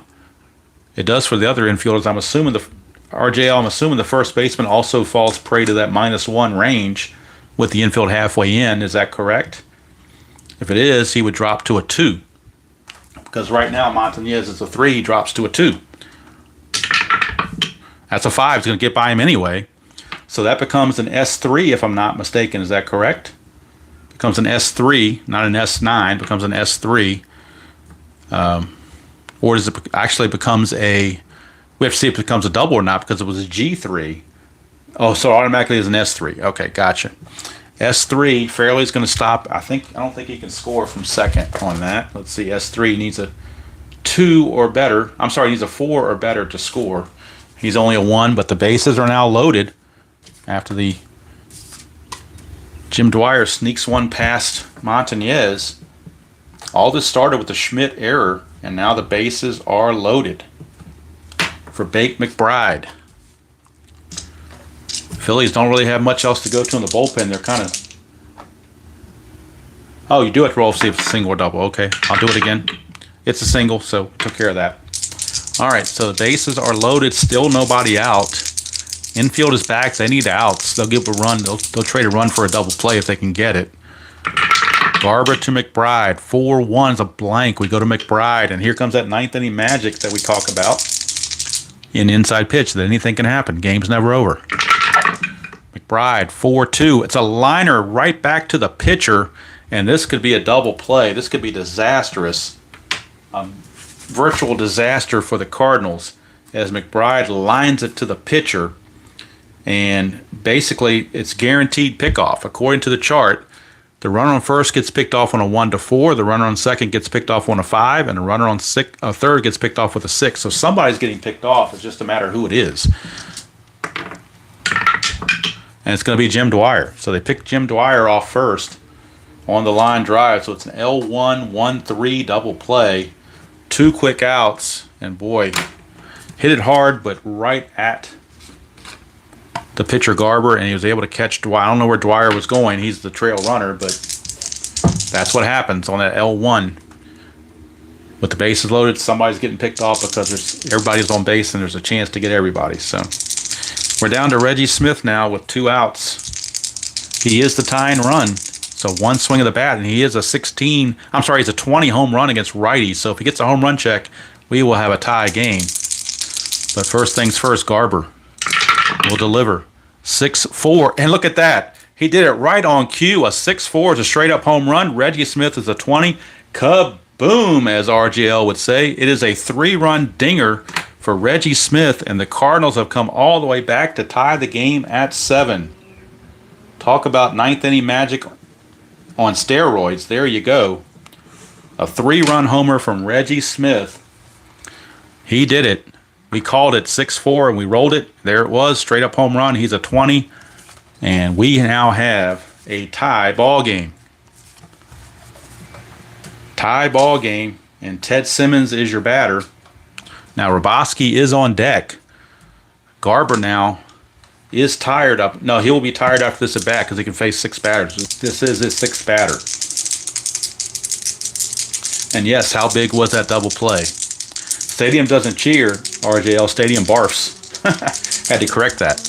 All right, here's Garber to Simmons, 3-6, and he's not tired yet. He'll be tired on the next at bat, so that is a blank. Simmons will swing, though. 4-4, it's a fly to right to end the inning. But the Cardinals come all the way back with 3 in the top of the 9th. It is a 7-7 ball game as we go to the bottom of the 9th. And that will be it for Gene Garber. He is now tired. So he will have to come out of the game. And let's see, he's set to bat 4th next inning anyway. So Mike Schmidt's going to lead it off for the Phillies against Roboski. Schmidt made the last out last time. My bad. He made the last out of the inning previously. So Boone will actually lead off. So Roboski's only faced 1 batter, so he's still good to go as far as fatigue would have it. So we've got Boone, Bannister, and a pinch hitter. That's what we're looking at. Boone, Bannister, and a pinch hitter. And with a lefty up there, the pinch hitter is probably downtown Ollie Brown is who I'm looking at as a pinch hitter for Philly. But we'll see when we get there. And yes, thanks to Mike Schmidt, his boot started the whole thing. All right, so Booney against Roboski. 5-2 is a blank to a righty. 5-2 again, ground ball to third, one away, as Booney is retired. And who would have thought we'd be in a bottom of the ninth situation after the first inning? So here comes Alan Bannister. Bannister, 4 for 4 in this game, 3 singles and a double. 1-6, Roboski says, not against me, you're not. Strikeout plus, he got him. 2 down, and now we're going to have downtown Ollie Brown coming in to pinch hit, trying to get lightning in a bottle. Downtown Ollie Brown will be coming on to pinch hit for the Phillies. And he has that big 20 against left-handers for home runs. He is the big 20 there, so if he gets a home run chance, it is all over. But the shouting. And the Phillies will have to get new bullpen activity. I imagine it'll be Schuler, but we'll wait and see if it gets that far. Right now it's Ollie Brown trying to end this thing. Hello, DJ John. How are you doing? Roboski to Brown, 5-5, strikeout chance 13. We'll get him. He's an 11, but the stadium has 3, so he struck him out. Ollie Brown goes down, try to go downtown, but ends up being down and out. And we have free baseball. Who would have thunk? Free baseball, 7-7 after 9. Problem is, the Cardinals are going to run out of pitchers, so I got to look and see on their starters who can still do relief work. Is anybody ready as a relief pitcher? If not, I'm just going to have to use them regardless, because I'm running out of players. So let's see. Forsch did not have relief rating. Rasmussen does. Denny does, and McLaughlin. So they have 3 starters that also have relief ratings.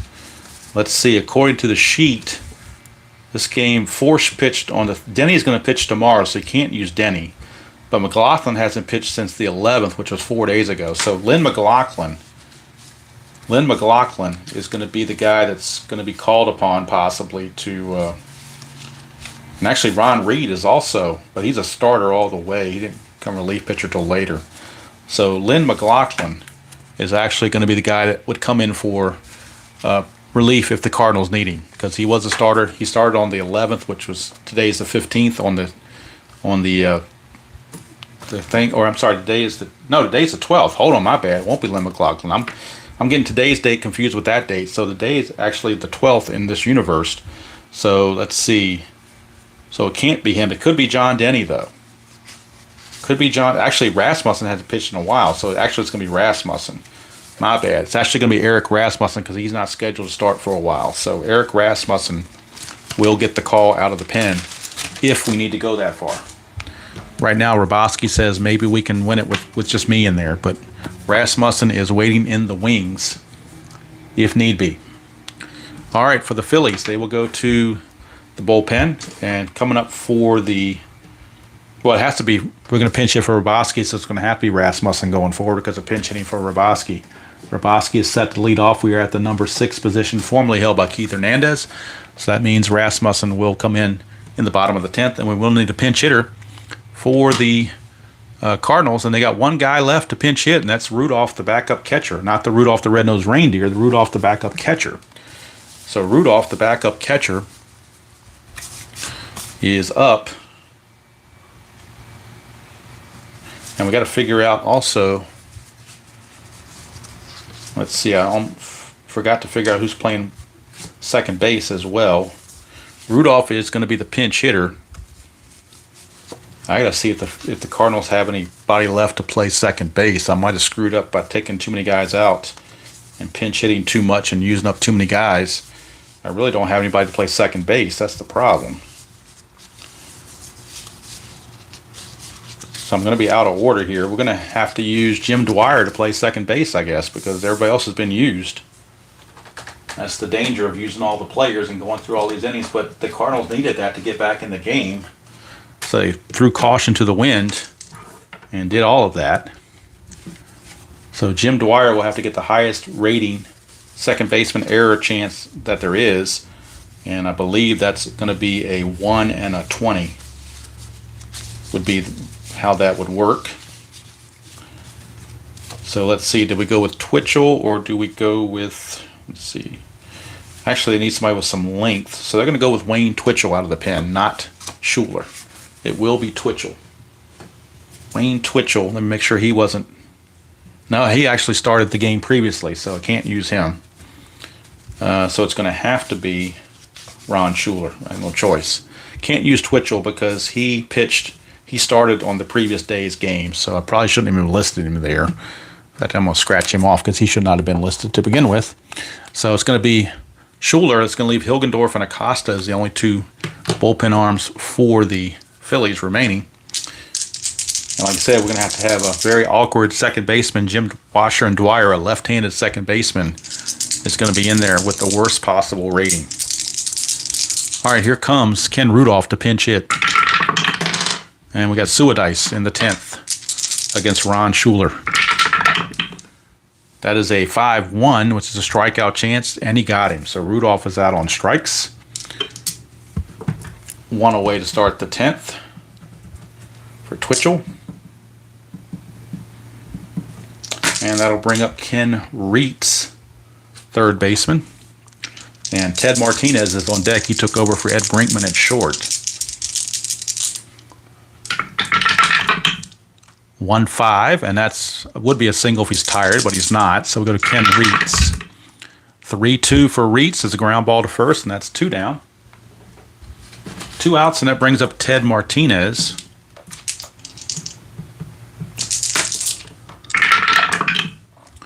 And that's a 5-5, which is a blank, so we go to Ted Martinez.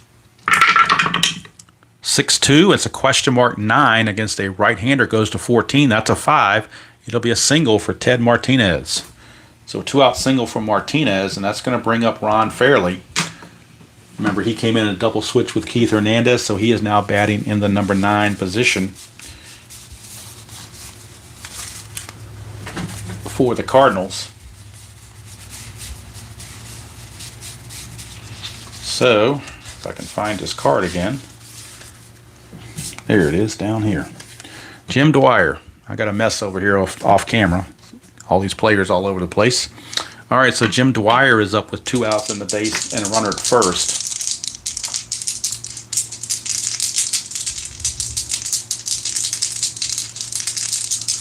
All right, strategy rolls are on. So we're checking the attempt. Nothing happening. Schuler to Dwyer. 5-3, and that's a home run question mark against the lefties, a 1-4, but that fails. So no chance for Dwyer to hit a homer, but he will swing. 1-4 is a ground ball to first, and that's going to end the inning. So that's going to do it for the Cardinals. Here in the top of the 10th, they come away empty-handed. New pitcher for the Cardinals will be Eric Rasmussen. He is a part-time starter, part-time reliever. But looking at the lineups, the future pitchers and the previous pitchers, he was not anywhere to be seen, so he's got plenty of rest, and he will be in there. And he'll be facing the top of the order in Dave Cash, as downtown Ollie Brown made the last out in the previous inning. So the Cardinals are out of bench players and they're out of bullpen guys. They're kind of stuck with who they've got right now. Phillies still have a little bit more wiggle room. They got some pinch hitters, and they got 2 relievers left. So Phillies are in better shape, but anything can still happen. Rasmussen to Cash. 6-3 is a blank. Cash, 3-3 is ground ball to short. 1 away. 1 down. And that's going to take us to Larry Boa. Now, Boa was 0 for 3, but he's gone 2 for 2 in his last 2 at-bats. 2-2, hit by pitch. Boa's a 2, but Rasmussen's a -10, so no hit by pitch. No hit by pitch. 5-4 for Boa is a star 3, which is a ground ball to first. Handled over there by the new first baseman, Ron Fairley, for out number 2.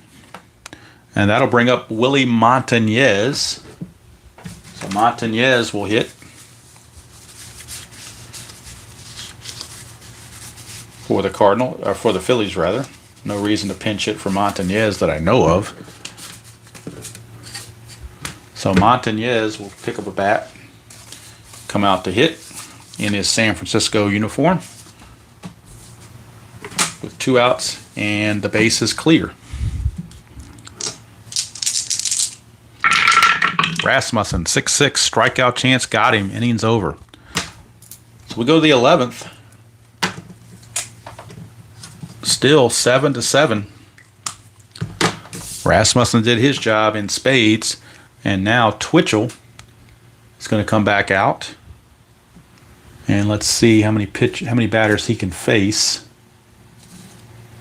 Mr. Twitchell, where did you go, Mr. Twitchell? I just had you in my hand, and now I can't find you.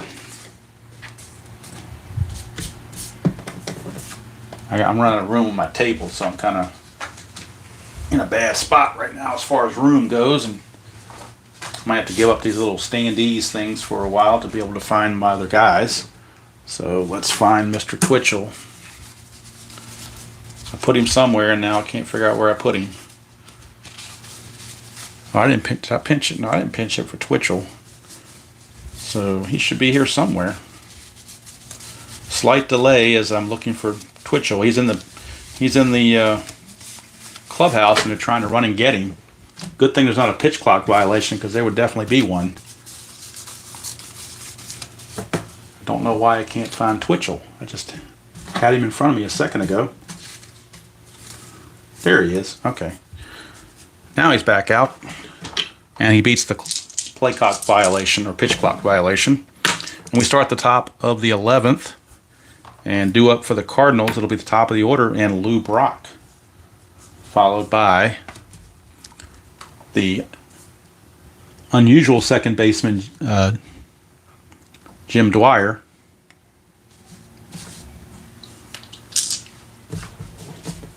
and then the number 3 hitter, Bake McBride. Twitchell to Brock, 1-2, possible error on the throw.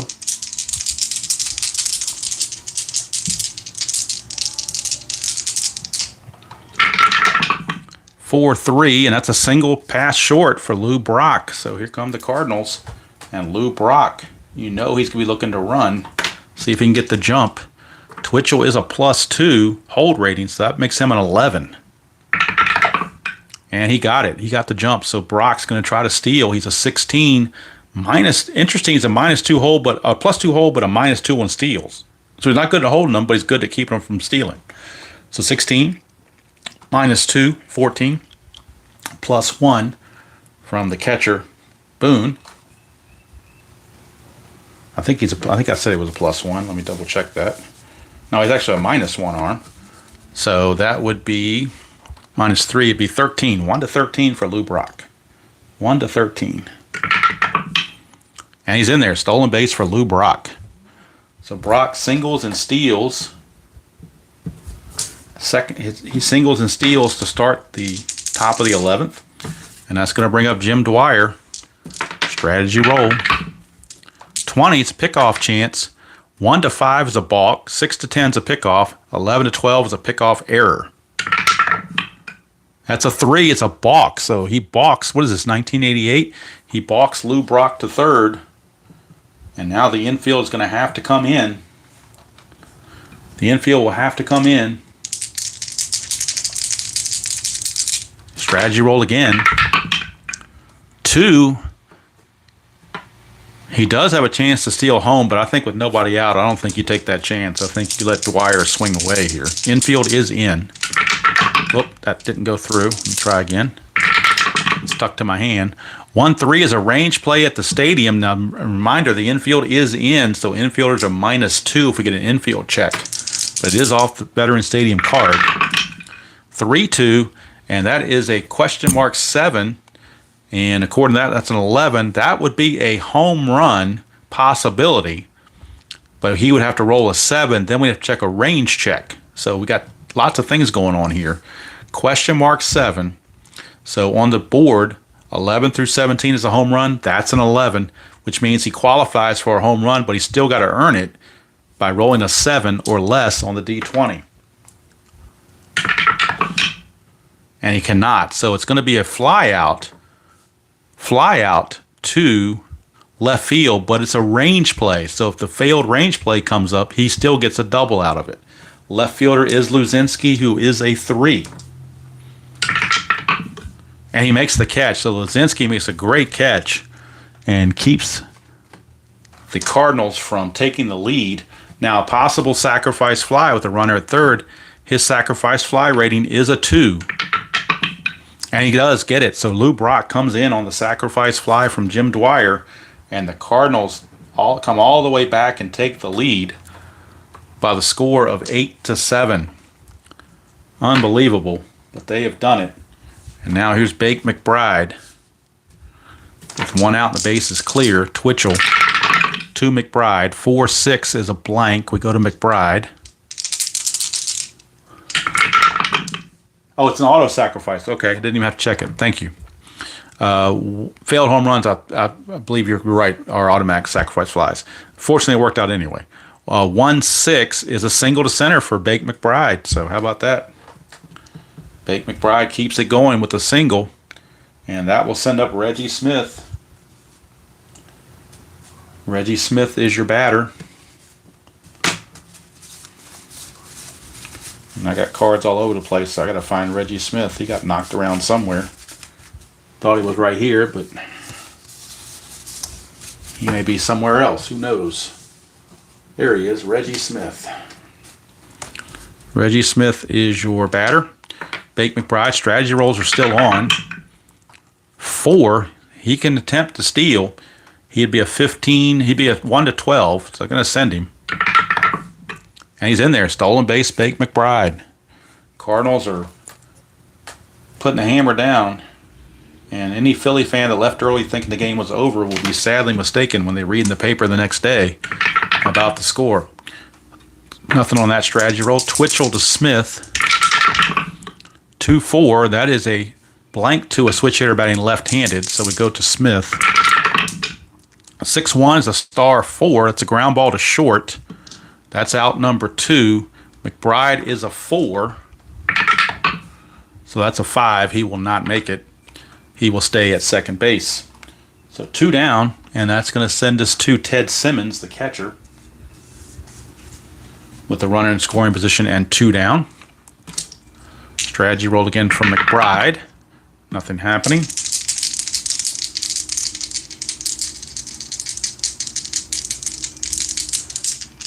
Card holders are usually easier, especially when I'm playing by myself. But I'm very much cramped on the left-hand side of this dice tray because the table just doesn't go out that far because I'm using so much room here. So it's kind of crimping me over here, and making all these changes on the fly is kind of causing me to do that as well. So I'll figure something out. But I've only got like that much room to the left of the dice tray, so I don't have a whole lot of room to work with. Twitchell, 2-6. Against Simmons, the switch hitter batting left, that's a blank. Would have been a run RBI single if he's been facing a righty. Simmons will swing, though, 3-3, and he grounds to third, and that's going to end the inning. But the Cardinals take the lead by the score of 8-7 here in the 11th inning. And Rasmussen will try to get the win in relief. And let's see, he'll be facing Luzinski, Johnstone, and Schmidt. So pretty much the heart of the order. 4, 5, and 6. 4, 5, and 6 coming up for the Phillies. So Luzinski's the first one that's going to be coming up, and they're only 1 run down, so anything can happen. Could it be 10th or 11th inning magic? 3-5. That is a strikeout chance. 15. We'll get him. He's a 13, but the stadium adds 3, so he's out of there. Luzinski out on strikes for out number 1. That brings up Johnstone. And the Cardinals just about ready for an epic comeback. They were down 5-0 after 3. And now lead it 8-7 in the 11th. 3-5, and that's another strikeout chance. 7, got him. Johnstone is gone. So Rasmussen strikes out the first 2 he faces, but Michael Jack Schmidt has a 20 right here at his home run chance. So one swing of the bat can tie this game and can amend for his error. 3-1 is a possible error. We go to Schmidt's card. 6-5 is a single to center field. There won't be an error because that's a 14, but he does keep the game going with a single. So Mike Schmidt singles. That brings up Bob Boone. Now the question is, do they want to hit for Boone or do they want to let Boone hit for himself? They may go to a pinch hitter here. Let's see if they got somebody that they think is better. Boone hit 246. Boone hit 246, but do you go to the bench? Who's on the bench for the Phillies? Let's check out their bench. Who they have left? They have Anderson, Cox, Harmon, and Hahn and Taylor. Not that familiar with any of those guys. I remember Tony Taylor a little bit. Let's see. Anderson hit 259. Harmon 181. So Anderson's actually the better hitter. 259 to 246. Boone on the day hasn't done much. So they're going to bring in Mike Anderson to pinch hit, and if it goes extra innings, they do have Larry Cox to catch. So right now, they're going with Mike Anderson as a pinch hitter here in the ninth with 2 down. Schmidt could steal a base and get in scoring position. You never know. 16, though, he doesn't get the jump. Here comes Rasmussen to Anderson. 4-4, and that is a strikeout plus, and he got him. It didn't matter who they brought in to pinch hit. That K plus takes care of it, and there is your ball game. The St. Louis Cardinals, in dramatic fashion, come back to beat the Phillies by the score of 8-7 here on Inside Pitch, where no lead is safe. Doesn't matter. After 3 innings, it was 5-0, but the Cardinals say it's who cared about that. We'll take care of it ourselves. And Eric Rasmussen took care of business in relief as well. Don't know who the player of the game would be in this one because all kinds of things happen, but I think you'd have to give it to Reggie Smith.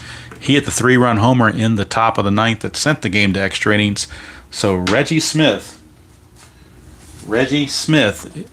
is the player of the game. Reggie Smith. His 3-run homer, top of the ninth, took care of it. And Brian B. says Dwyer was the hero. Well, Dwyer did pretty well. He had a single in the ninth and a sacrifice fly in the 11th, plus he played a flawless second base. So, pretty good, I would say. But I think the 3-run homer from Reggie Smith trumps that. So we will go with Reggie Smith as the player of the game. So I do have this little thing here that I try to copy from RJL to try to make things look good. It's a penny sleeve, so I can take that out and this thing stays clean, and I can just take this dry erase stuff off and restart it, and hopefully maybe find one with a little bit finer point so it doesn't so it shows up a little bit better and not as smudgy. So it's a work in progress. I'll figure it out, and we'll. I thought it was a good idea. Even if I don't show it on camera, it gives me the numbers that I'm looking at. So when I'm playing the game, and I'm not having to stop to do calculations. So that's interesting, Kenny. Yeah, you could say Gibson got out of the way, and boy, if we left him in past the first inning, who knows what the score would have been. So I think the right move was to remove him, just because he just didn't have it. So. 1975 season, and next Saturday we will be at Tiger Stadium. It'll be the Yankees and the Tigers, a great pitching matchup. Jim Catfish Hunter against Mickey Lolich. That'll be the game next Saturday from Tiger Stadium. Mickey Lolich and Catfish Hunter. And we will have a DH in that game, so hopefully with the DH that will give me some more flexibility with not having to do so many pinch hitters, and I'll have some guys left, hopefully, on the bench that can do things. Although the Yankees have a very small bullpen. But Catfish probably going to stay in there and pitch 8 or 9 innings, you would think. But we shall see. That's for next Saturday. In the next couple days, we will have Game 1 of the Demolition League Finals between Seattle and Houston. And we'll also have the opening game series in the 2022 Payoff Pitch Yankee replay. They are 2-1. They will be facing the 2-1 Toronto Blue Jays, and that'll be Jameson Taillon against Alek Manoah in that matchup. Looking at the game for next Saturday, the Tigers won the actual game 8-3 in real life, so maybe they got to Catfish, maybe they'll get to Catfish again. You never know. Anything can happen. Again, it's a work in progress for my setup, so I'm going to try to clean some of the things up and try to clean up where my bench and bullpens are, maybe put them on a separate little stand so I'm not getting so cluttered and I'm not, running out of room and such. So, Kenyon, to use Robert's phrase, I think Lolich is in the Hall of Very Good. I would not say Hall of Fame, but Hall of Very Good. He's very much a borderline. Like you just said, Hall of Very Good. So, although these days with who they're letting in now, anything is a possibility. I still can't figure out how Lou Whitaker's not in the Hall of Fame. If Alan Trammell's in the Hall of Fame, to me, Lou Whitaker has to be in the Hall of Fame, but that's just me. And, of course, Robert is on the bandwagon for Keith Hernandez to be in the Hall of Fame. You could make a case for Dick Allen, some of the other veteran guys that could be in the Hall of Fame as well. So, and I think some of the guys that are coming up on the ballot, you've got Todd Helton, I think, is a chance. And if they're saying Larry Walker's in, then why not Todd Helton? The steroid guys, again, I don't know if they're ever going to break that barrier. I think they will eventually. I think eventually all those guys, I think Bonds and Clemens and all those guys will eventually get in. It may take a while, but I think they will eventually get in. I think the younger, more tolerant crowd will take over for the Veterans Committee down the road. They'll be older and they'll be a little bit more lenient on those players, I think. I mean, I could be wrong, but I hope Pete Rose eventually gets in, while he's still alive, at least. All right, RJL and everybody else, everybody tune in to RJL for Yankees and Oakland A's tonight on the 1988 ALCS Game 4. Appreciate you stopping by, spending part of your Saturday with me. I got this game in, and now it's time to separate some more of these cards for the other teams. I've only separated these two teams. The other cards are still in the thing. So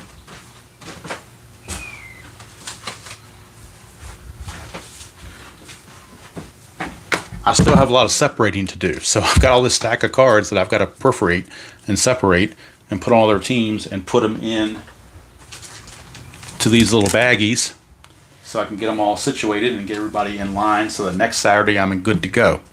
Because I didn't get this until late yesterday. But I'm glad I did, because that way I didn't have to use the PDF version. I could use these cards, which look a lot better than the PDFs. So until next time, enjoy playing whatever game you choose to play, however you choose to play it, and I will see you all down the road.